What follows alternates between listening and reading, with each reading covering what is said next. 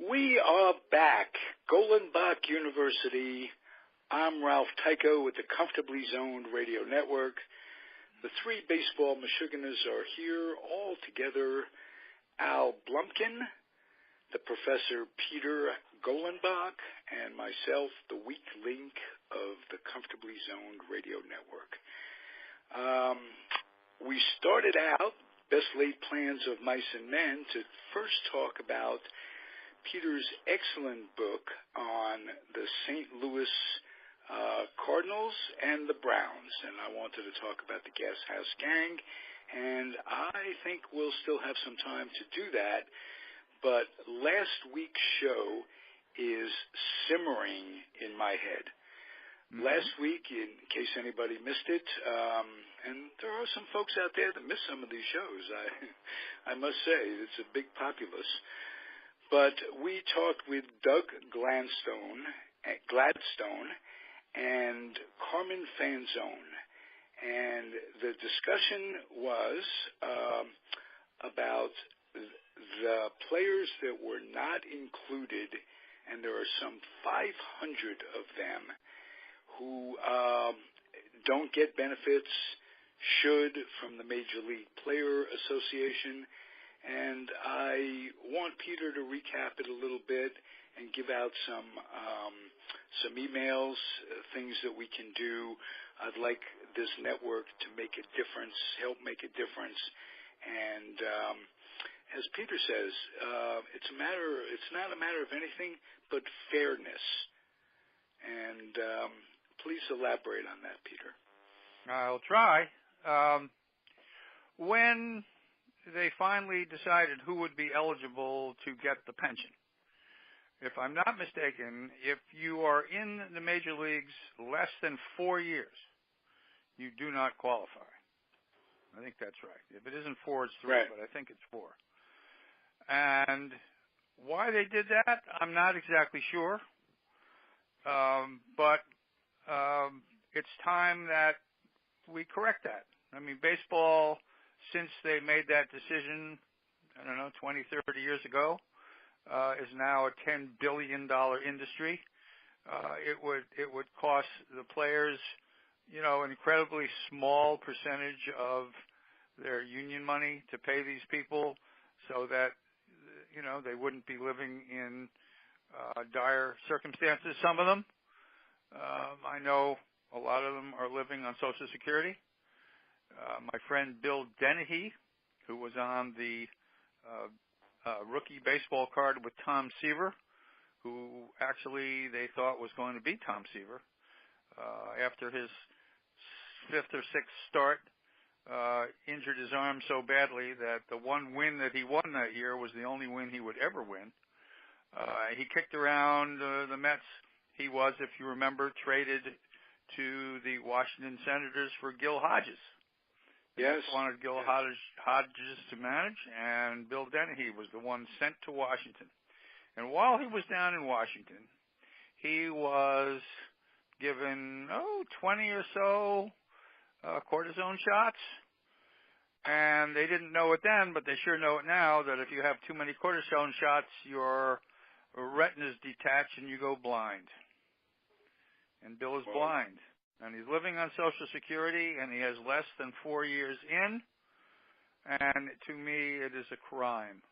I mean, it's just not bad form to me. It's a crime, to have to go to the bat company. Right. Organization. One of the it's a well-meaning charity. Yeah. It's a charity, there's nothing wrong with the concept, right. But it is so terribly underfunded, and that there's absolutely no way they will make a difference with a few select people. That's and they do wonderful and there's work. there's some politics involved in it too. So if you're one of the good guys, you tend to get some money, and if for some reason they don't think you're deserving, then you don't. Right. Anyhow, what we can do, we could write to the commissioner, of course, right. rob.manfred@mlb.com. You could write to him. The other one, Tony Clark, who's the union's big shot, the head of the union. Tony C. at mlbpa.org. I would recommend that would be the one you write to. Tony C. at mlbpa.org. That's Doug made it clear that this has to come from the Player Association. Mm-hmm. It will be agreed upon by Major League Baseball. They need consent. Yeah. But for one reason or another, politically, it has to be started by the unions, who have taken care of, as Doug pointed out last week, and rightfully so, players who played in the old Negro leagues are, if not getting full pensions, they're getting some compensation for what they did, and partially as payback for the atrocity of not being able to play, leaving you the bulk of your career sometimes. If you did get to play, people like Monty Irvin, we never saw Monty Irvin play. We saw a kid, shell of what he was. So it was wonderful that the unions and Major League Baseball compensated these people to take nothing away from them. Now, what's interesting about that, back in 2001, I was contacted by a number of the players. This is a different issue. A number of the players in 1946 had gone to the Mexican League. So Major League Baseball, in order to fix these guys, decided that if you were not playing Major League Baseball in 1946, you could not belong to the union and could not get a pension. And not only did this fix the dozen guys who went to Mexico, but it also fixed everybody who played Major League Baseball prior to World War II who didn't get back into baseball because they were too old. So I interviewed a whole bunch of these people and had a full-page article in the New York Times, and Major League Baseball decided to give these people the same benefits that they were giving to the Negro League players, which was about $10,000 a year, which was nice. But and that now doesn't have a sound situation. Like very much. People say, well, $10,000, that's like a drop in the bucket. It depends on where your decimal points are coming from. $10,000 can really help. Right. Well, Max Lanier, I went to visit Max Lanier, who was a pitcher for the St. Louis Cardinals in the 30s and 40s. 40s mostly, and he was one of the ones who did go to Mexico, and he was living in a trailer, and his wife needed oxygen to survive. They were sort of a bare bones existence. Fortunately, they had their son Hal Lanier had been a major league player, so I'm sure Hal was helping them out. And Max certainly wasn't complaining. He was certainly not a complainer. He was one tough cookie, but it just seemed, that Major League Baseball was making so much money and the current players were making so much money, couldn't they do something to help these guys? And so finally they did. And now we're in a situation we want to help these guys. Well, this is 30 years later. The funding has increased for these unions tenfold, 20-fold. Well, what is it now? The minor league salary is $495,000 a year. That's the least you get if you're a major league ball player. You couldn't give these guys, a pension. I mean, for crying out loud. And it wouldn't have to come out of that $495,000, $500,000. No, of course not. No. Right. No, there's a fund for it. By all means, sure. It's called the pension fund, oddly enough. Okay, so we're going to make that our main focus on Comfortably Zoned. We're going to do some good, and good. All right. Let's go for that. Alan, let me interrupt you for just a second. We had an interesting situation this past week because of the Hurricane Harvey in Houston. We had the Houston Oilers come to St. Pete and play 3 games at the Trop against the Texas Rangers. Astros, Peter, not the Oilers.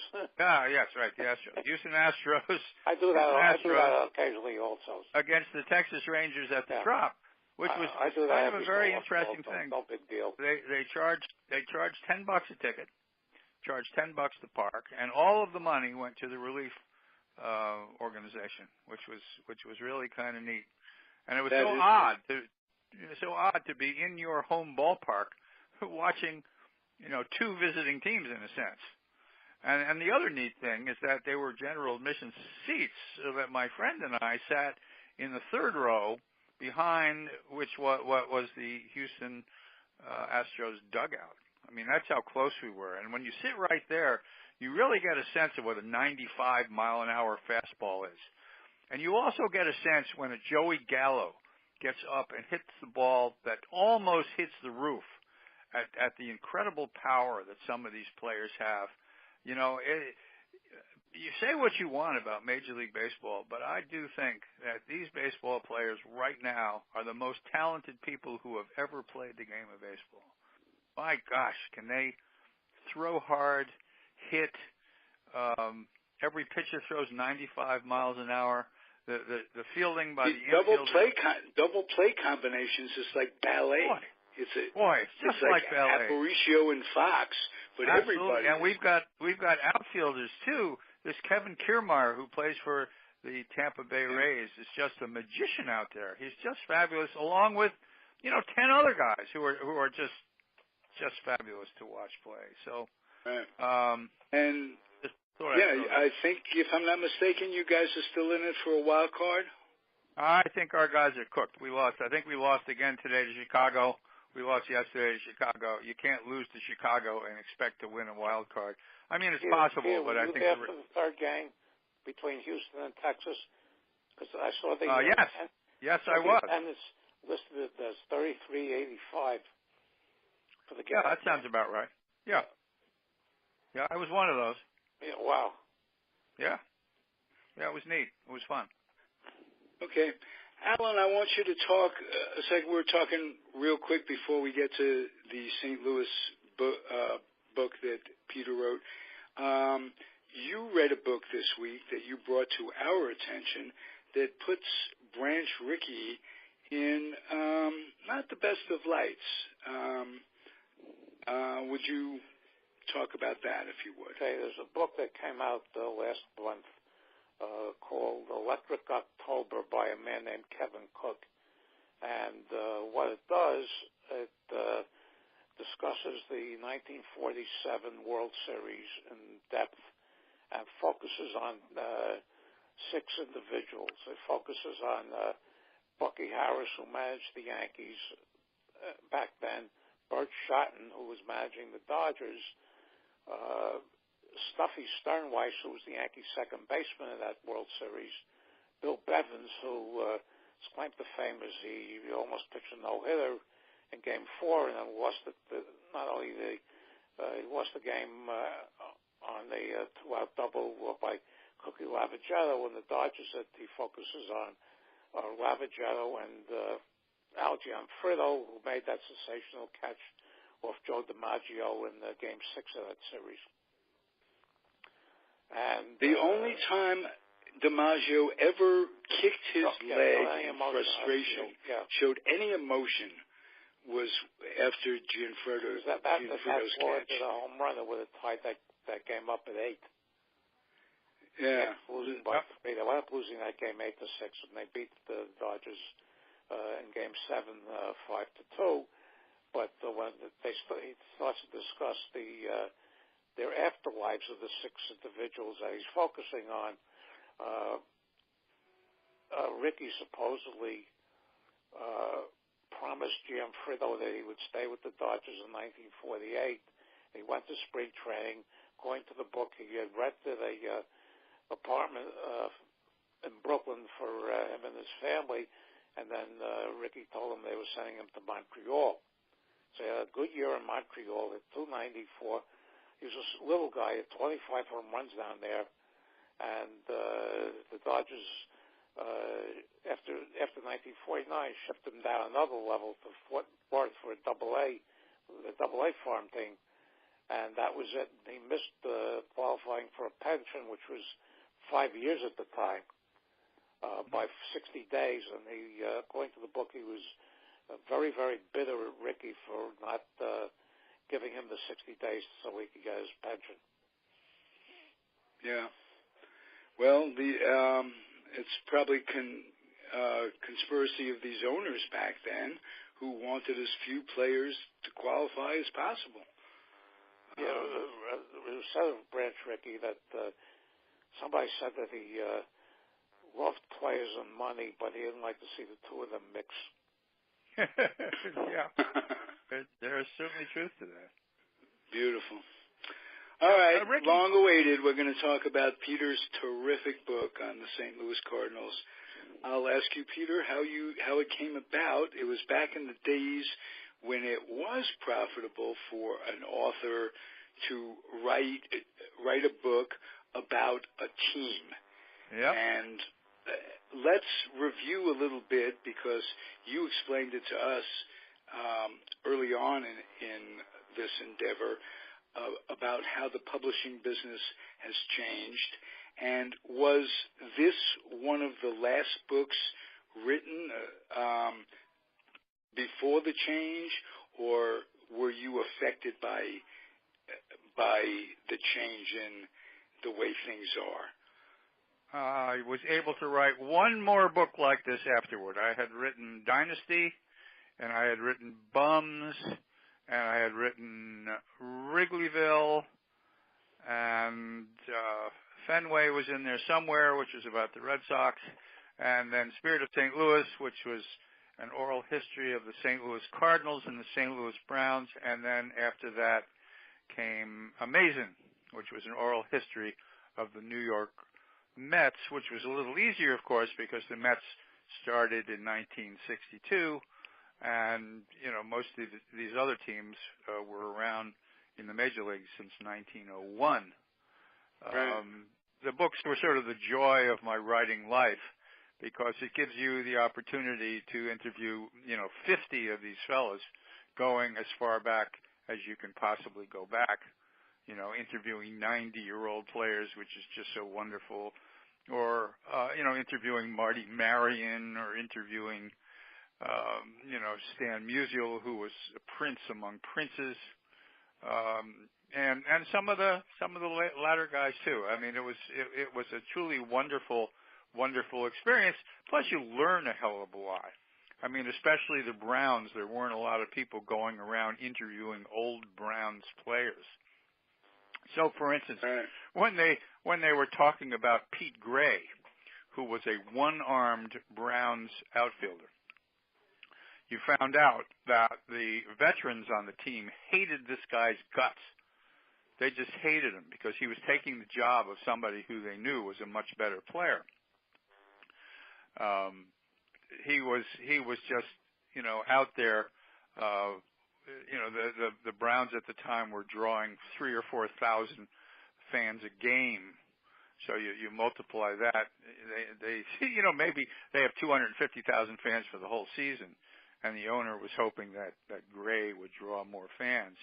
And so you found that they did things like take dead fish and put it in the pocket of his sport jacket, or take Pete Gray's straw hat and bash it through his head and ruin it, that sort of thing. And you would have no idea of any of this unless you actually called these people on the phone and talked to them about it. And of course, the sad thing. Did you get a chance to talk to Pete Gray before he passed away? No, I did not. No. Okay. No. But I mean, that's I've got hundreds and hundreds of tapes of interviews I've done with ball players who are no longer alive. It's really fairly amazing, actually. But that's the fun of it, to sit and talk with these people. Just so wonderful to be able to do that. To be able to interview. Now, did you get permission, or did No. you get not permission, but cooperation, like you did with the Yankees? I know Bob Fischel and Marty Appel helped open up the files. Did anyone with the Cardinals do that? No, nobody. The only other team that did that for me was the Dallas Cowboys. I wrote a book, Cowboys Have Always Been My Heroes, about an oral history of the Dallas Cowboys. And they were so fabulous. You know, they understood that this would be wonderful, wonderful publicity for them. Baseball publicists, when they see you coming, immediately think, uh-oh, this is trouble. Now, I have no idea why that is. But, for instance, with the Mets, you know, I had spent the 85 season with Davey Johnson and the Mets, so they even knew who I was. But the PR guy there, when I wanted to do my Mets book, he went, absolutely not. We're not going to help you. You know, go away. You know, that kind of thing. Fortunately, I knew enough people. I mean, look what you did with the Yankees and the Dodgers. And I don't know what to tell you. I don't know. There's no rhyme or reason. There's no logic for it. You would think that these teams would be thrilled to want you to come and explore their history. You just would. But I don't know whether it is that they're paranoid or they're just suspicious. And so, you know, I don't know what to tell you. With the Cubs, I went to Chicago, and I spent a fabulous week at the Chicago Historical Society doing the research there, where I found all sorts of wonderful stuff. St. Louis, I went to their St. Louis Historical Society as well. Beautiful place with a raft of information. And you know who the star of the book is for the Cardinals? It turns out it's Branch Rickey. Whoa. It turns out that Branch Rickey is the star of the Cardinals. When he became general manager of the Cardinals, he came up with this novel, crazy idea called the farm system. Because they had no money. Yeah, right. Yeah. And so the idea was you sign as many of these kids as you possibly can, and you spread them out all over the country. And I think they had 17 or 18 different farm farm teams all over the country, going all the way from the West Coast to the East Coast. The idea being that, you know, if you got 5 or 6 of these guys on the major league team, they would help you win. And then anybody else, you could either use them as trade bait to get other great players, or you could sell them. And in fact, Rickey probably made more money selling his unused players than he did just about anything else. He was an absolutely genius businessman. As Alan said, though, his short-sighted, you know, part of his nature was that I think from what I understand is he got 10% of whatever was left in the budget. So he made the budget as small as possible. So, for instance, when he signed Jackie Robinson when he was with the Dodgers, he paid Robinson $5,000 for the first year he was in Brooklyn. And in that very first game that Robinson played, Robinson made the money back for the Dodgers. Yeah, he refused. I mean, it was unconscionable what he did. He refused to compensate the Kansas City Monarchs Negro League team. That's right. But nobody did. Yeah. Almost nobody did. They didn't have contracts. If they had contracts, it would have been something else. But the Negro League with St. Louis, because Rickey was working for the Browns, and then Phil Ball, who owned the Federal League team, was allowed to buy the Browns, and he and Rickey didn't get along, so he fired Rickey, and Rickey went crossed out. Yeah. And the Browns, because the Cardinals in the Dead Ball era, they were the dregs of the National League. They were until Rickey took over and came up with this notion of the farm system, which was interesting because Kennesaw Mountain Landis, who was the baseball commissioner, forbade Rickey to do it, which is sort of an interesting, you know, notion. And Rickey took him to court and won, which was kind of neat. And so he started his farm system. Farm system. Were the guest house gang, predominantly developed by the farm system? Absolutely. Oh, absolutely. Sure. Outside sure. of Dizzy Dean came out of that Dallas team, and so did his brother Paul. Yeah. Paul. No, Paul was not Daffy. They called him Daffy, but he wasn't Daffy. He hated that name. Paul did? Yeah. Really? Oh, yeah. Yeah. Well, the very famous thing, I think Paul pitched the no-hitter in the second game. Because he pitched a 3-hitter. Right. The only two players says if I knew he would have done that, I would have done it as well. Yeah, the only two and who players knows that he might. who were did not come up through the Cardinals were DeRocher and Frankie Frisch. That's right. The Cardinals, if I'm not mistaken, I think they won in 1926 and 1928, I think 1930, 1931, and then again in 1934. So I mean, they had quite a run. Yeah. And if I'm also not mistaken, I do believe the Cardinals have more World Series victories than any other team except the Yankees. Yeah, they have more than any other team in the National League. They haven't been in the National League, right? In more because I think both the Dodgers and Giants have been in more, but the Cardinals have won more. That's right. Right. That's exactly right. And that's Ricky. I have a question of both of you because Alan, you were a Pittsburgh aficionado, and I want to know if Stan Musial ever came really close to going to the Pirates. Not as far as I know. No. Okay. Why would you think that he did? Because I remember reading something that at the end of his career he would have been open to going to the Pirates to finishing it out. I don't know where I read that. No, I don't think he was St. Louis through and through by that time. Okay. The only time he really got he was really furious, as for what I know, is when Frank Lane, who was the general manager there for a couple of years in the 50s, who he hated, traded his pal and roommate Red Shanage to the Giants. Yeah. Which was threatening to trade Musial to the Phillies for Robin Roberts, and Gussie Busch put a stop to that. Yeah. Frank Lane couldn't stand any player who got more publicity than he did. That's right. Well, very interesting when I'm co-hosting a show on the Philadelphia / Kansas City / Oakland A's with Nancy Finley, and she talks about having her uncle hire Frank Trader Lane with the proviso that he doesn't make any more trades with the Yankees because he bought the team from Arnold, and they were known as the Yankees Farm Club. He wanted to put an end to it. So the first thing Finley does, or Frank Lane does, is go out and make a trade with the Yankees. The two of them were temperamentally unsuited for each other.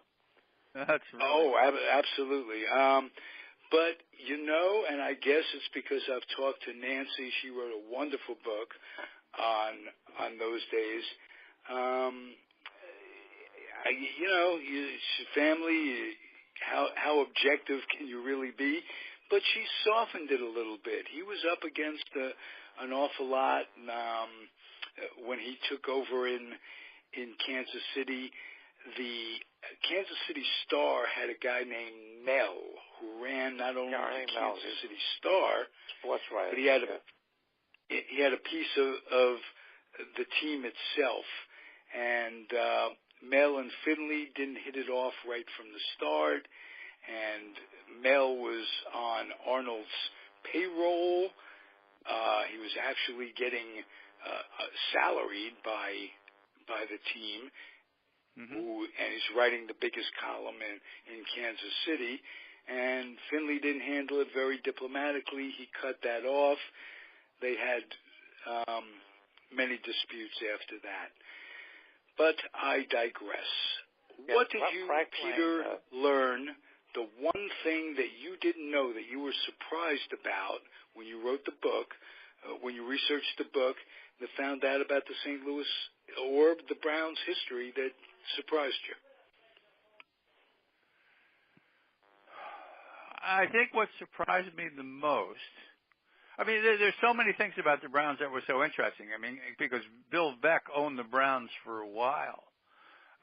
In 1951, Bill Veeck was the fellow who decided that between games of a doubleheader that a midget was going to pop out of a birthday cake. So he had this fella, his name was Eddie Gaedel. He popped out of the birthday cake during the ceremony between games of the doubleheader. And the fans are going, so what? A midget jumped out of a birthday cake. So they're playing the second game, and who leads off for the Browns but this midget, Eddie Gaedel? All number one. And what I thought was so much fun was talking to the people who were around at the time, because among the other things they said to Gaedel, if you swing the bat, we have one of our employees standing out in right field with a gun, and if you swing the bat, we're going to kill you. I mean, they actually said this to the guy, which is scared the bejesus out of him. He certainly. There's an Eddie Gaedel Society out in Los Angeles. There is. Yeah. There is. There absolutely is, which is quite wonderful. And so they pitched to Gaedel. They threw him 4 balls. He walked. They took the starting center fielder, and he pinch ran for him, and that was, one of the great moments in baseball history, and that was with the St. Louis Browns. Veck, being as smart as he was, knew at the time that he did not have to get permission from the league to sign him. And the next day, they passed a new law saying anybody who was going to play on a major league roster has got to get permission from the commissioner's office. So that's the sort of rebel that Bill Veck was, which is just fantastic. Gaedel, of course, would use his celebrity. He'd go into bars and tell people who he was, and they'd buy him drinks. Until one evening late at night, he got into a fight with somebody, and they beat him up and killed him. He was actually murdered in a bar, which is pretty terrible. But I think the most surprising thing that I learned about the Browns, maybe it was when I interviewed Marty Marion, who had been a Cardinal. Marty Marion, of course, had been one of the people who had, with the St. Louis Cardinals, made the announcement that if Robinson played in St. Louis, that they were going to not play. At which point they were told by the Commissioner Chandler that, okay, you don't have to play, but if you don't play, you will never play again. And that was the end of that. It's funny because these guys over the years, Marion, denied that he ever had such animus, that sort of thing never happened. Slaughter the same way said that he never actually intentionally tried to spike Jackie Robinson. But the thing was that Marion was the Browns manager when Satchel Paige was there. And one of the reasons that Ricky did not sign Satchel Paige was because he knew that Paige, being the great star that he was, I mean, Paige may have been the greatest pitcher who ever lived. He had his own plane. He was a guy who didn't like being told what to do. So if at a game he showed up in the 5th inning, he showed up in the 5th inning. And Ricky didn't want somebody like that. Ricky wanted a college guy who had, a square head on his shoulders, and he picked Robinson, of course. But Marion got stuck with Satchel Paige with the St. Louis Browns. And it was funny. You could just hear as I was interviewing Marty Marion about him how much he hated Paige. It was really kind of interesting. That is interesting. Not necessarily because he was African American, but because he was so undisciplined and refused to do what he wanted him to do. Right. And imagine how much salary he would have demanded, because he was making big, but he was an industry in itself. Branch Rickey never would have paid that. As you said, he paid Jackie Robinson $5,000 to take on the responsibility of the entire project, plus the entire community, the black community. And he paid him $5,000. Satchel Paige.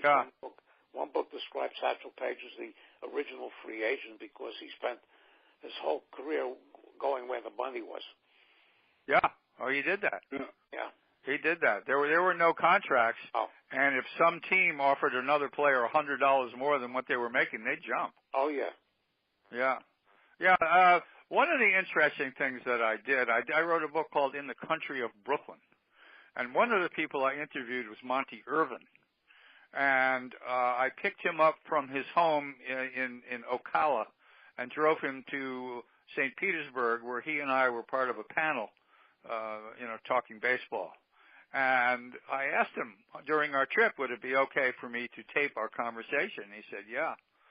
And what was really so moving about Monty Irvin is he talked about how he was a soldier in World War II and how the redneck officers basically would not allow the African Americans to do anything but, build roads and clean toilets.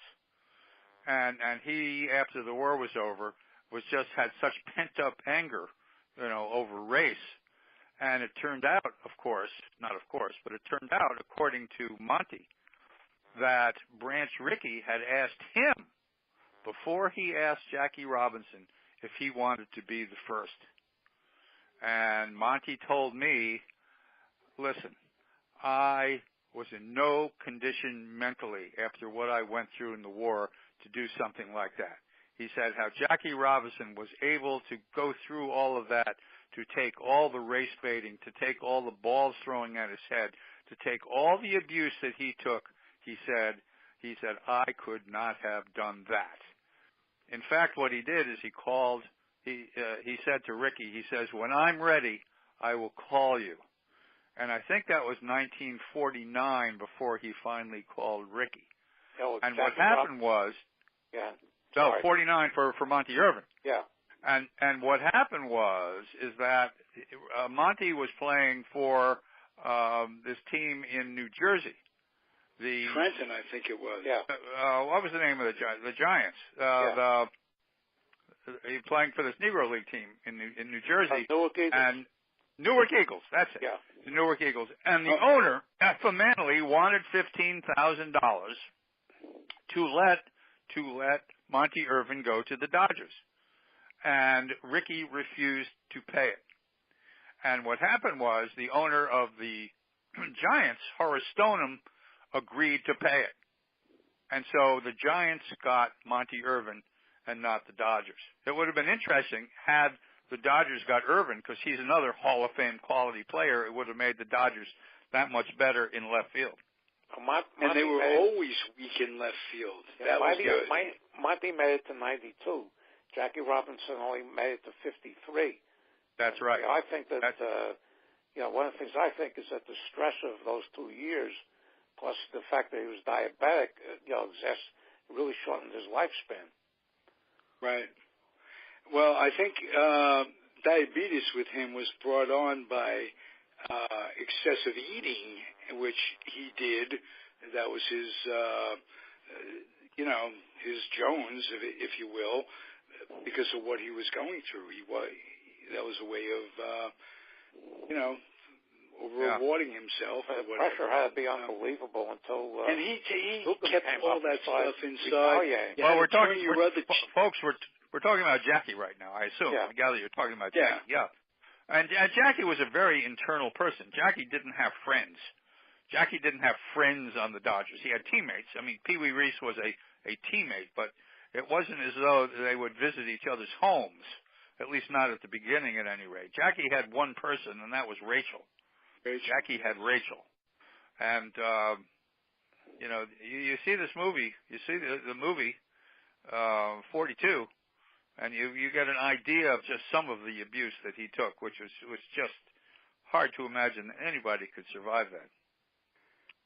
Well, our own Ronnie Rabinovich, who is was a friend of Jackie's, a personal friend. He was a kid. Is having a book written about him by another friend of our show, Cindy James, and it's about Jackie's life after baseball. Good. So we look forward to that. Also, I wanted to announce that Al Blumkin has a show on our network now with David Finoli. It's Pittsburgh Sports with Blumkin and Finoli, and I'm very excited, Al. You just put the second of your shows in the proverbial can, and he and I just tell us what to expect. I'm going to put the show up tonight. Like he and I just rattle stuff off like it's second nature. Terrific. Yeah, you're somewhat of a maven, Alan. Well, thank you. Somewhat, huh? Yeah. A saber superstar. Yeah, one little story about Mr. Busio. In 1992, we had the National Convention in St. Louis. So we were having a Cardinal player panel, and Red Cheney was late because he was still coaching for them, and the game ran late. So he finally shows up. So they're talking, and all of a sudden there's a murmur. I'm sitting near the front. There's a murmur in the back, and everybody gets up and turns around, and there's Stan Musial, totally unannounced, totally unexpected, came in. We gave him a 10-minute standing ovation. Nobody could believe it. You know, he would stop in for something like that. And he talked for a while. We gave him a gift membership. And everybody had to put, you know, in their profile, the expertise. He put down his expertise is hitting a baseball. Yeah. But he was one of the most. The whole place was wonderful. absolutely holistic when he came in. A wonderful man. Oh yeah. I will tell you my Stan Musial story. I think I might have said it on the air once or twice. So if I'm boring you guys, maybe somebody didn't hear it. I'm 16 and I have a girlfriend, and I take her to. It must have been 63 or 63 at Shea, and we're sitting right behind the Cardinal dugout, and Stan is coming into the dugout, and the girl that I was with, her name was Elaine, and she looks at Stan, and she goes, "Stan Musial, fantastic." And he just looks at her, and he goes, "You're not all that unfantastic yourself, young lady." And he ducks into the thing. That's one of the memories. Yep. That's Elaine Crone, my high school girlfriend. Elaine. All right, Elaine. Here's to you, Elaine, and here's to you, good Elaine. memories. Here's to you, Al Blumkin, on your new show. And here's to you, Peter Golenbock, for being Thank you, professor.